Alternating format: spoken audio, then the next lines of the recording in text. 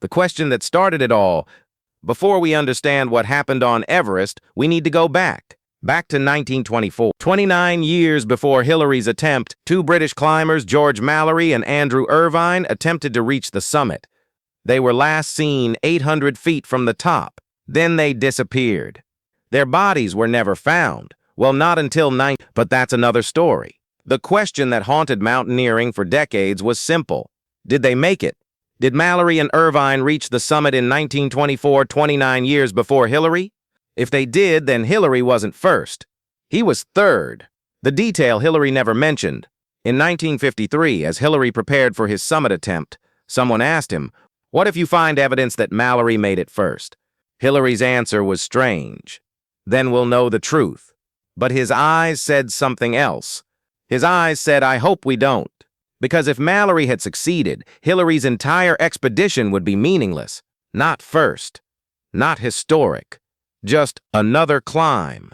So when Hillary reached the summit and found that pile of stones, that strange cairn that shouldn't have been there, what did he do? He never spoke about it. Not in his first interview. Not in his autobiography. Not until 40 years later when a researcher pressed him, and even then his answer was vague. There were some rocks, arranged oddly, could have been natural, could have been something else, could have been, but Hillary knew, and he chose to keep it secret. The information Tenzing protecting. Tenzing knew something too, something about the old rope they found, the rope that was 20 years old. After Everest, journalists asked him directly, "Did you see any evidence of previous climbers?" Tenzing's answer, "The mountain keeps its secrets." Not no, not yes. Just, the mountain keeps its secrets. What did that mean?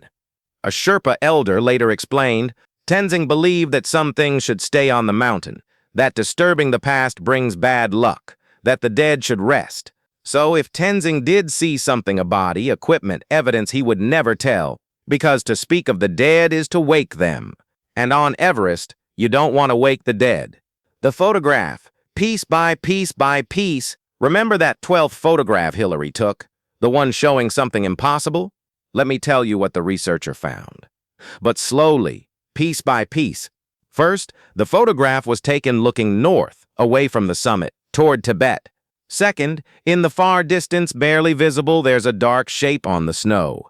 Third, the shape is too large to be a rock, too regular to be natural. Fourth, when enhanced, the shape shows edges, straight lines, something man-made. Fifth, the shape appears to be moving, blurred, as if caught mid-motion.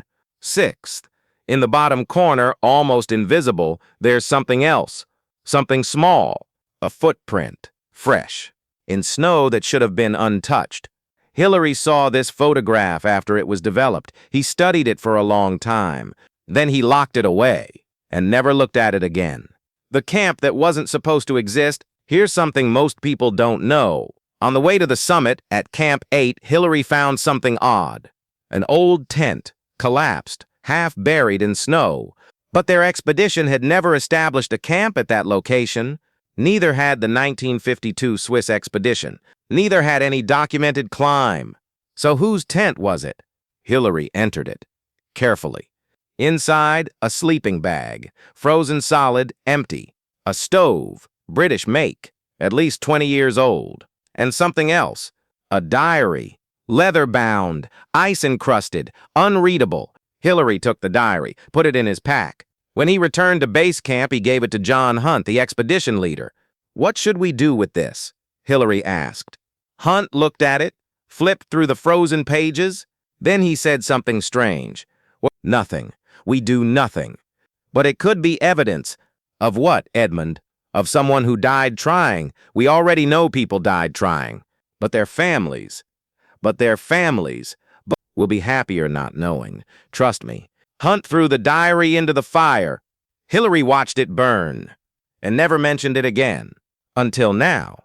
The conversation that was never recorded. After Hillary and Tenzing descended, there was a private meeting. Just 3 people, Hillary, Tenzing, and John Hunt. No one else was allowed in the tent. They spoke for 2 hours. When they emerged, all 3 looked shaken. A journalist tried to ask what they discussed. Hunt's answer, summit logistics, nothing interesting. But a porter standing outside the tent overheard fragments.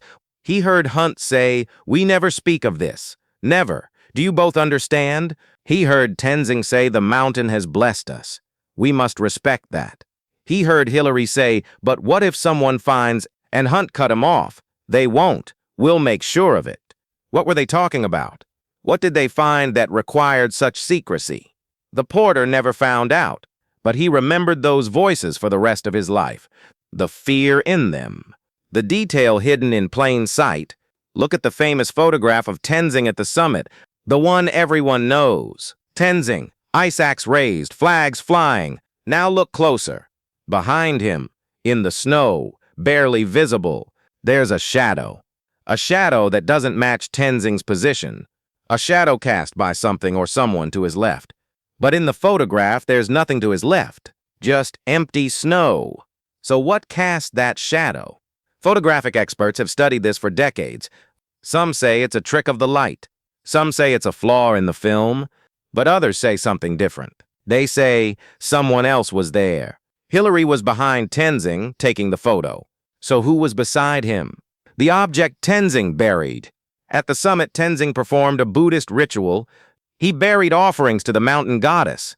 Rice, sweets, a small prayer flag. But he also buried something else. Something he never told Hillary about. Years later, Tenzing's son revealed it. "My father found something on the way up, something that scared him. He said it was from the old climbers, the ones who never came back." What was it? He wouldn't say. But he buried it at the summit. He said the mountain wanted it back.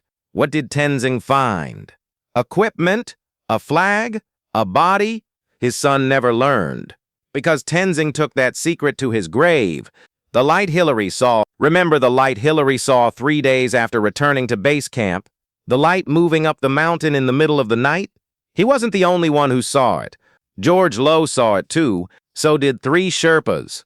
They all watched it climb, slowly, steadily, until it disappeared near the summit. The next morning, Hillary asked the Sherpas, "What was that light?" One of them answered, "Mallory." "What?" "Mallory's spirit. Still trying to reach the top, the mountain won't let him rest." Hillary laughed. "That's superstition." But the Sherpa didn't laugh. "Is it? Then explain this. Every expedition that camps where you saw the light, someone dies." Hillary stopped laughing because he checked the records. And it was true. 1924 expedition, camped there, 2 deaths. 1933 expedition, camped there, 1 death. 1952 expedition, camped there, 1 death. Hillary's expedition camped there, 0 deaths. Why? The Sherpas answer, because you respected the light. You didn't disturb it. The final piece, here's what I think happened. And this is just theory, speculation, but it fits. I think Hillary and Tenzing found evidence at the summit, evidence that someone had been there before. Maybe Mallory's ice axe, maybe a flag, maybe something else. And they made a choice. They could reveal it, prove that Mallory reached the summit first, be honest. Or they could hide it, protect their legacy, become legends. They chose the second option, not out of malice, not out of ego, but out of mercy. Because Mallory's family had grieved for 29 years. Telling them he made it but still died wouldn't bring comfort. It would just reopen the wound. So Hillary and Tenzing buried the evidence, literally or figuratively, and let the world believe they were first. Was that wrong? Was that right? I don't know, but I know this. The mountain keeps its secrets, and so did they. The information you'll never get. There are 3 things we'll never know about Everest 1950. What was in that diary Hillary found? What did Tenzing bury at the summit? What did the 3 of them discuss in that tent? These secrets died with Hillary, Tenzing, and Hunt, and maybe that's how it should be. Because some mysteries aren't meant to be solved. Some truths aren't meant to be known. Some stories are meant to stay on the mountain, frozen, forever.